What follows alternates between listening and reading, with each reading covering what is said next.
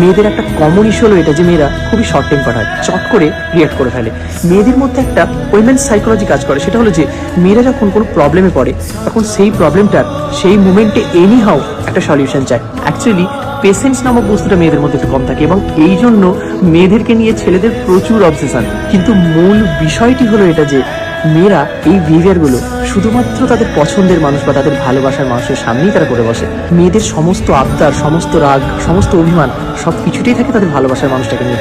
আসলে মেয়েদের সার্কেলটা না খুবই ছোট হয়, কিন্তু এই ছোট সার্কেলের মধ্যে ওরা ওদের পুরো পৃথিবীটাকে জুড়ে বসে।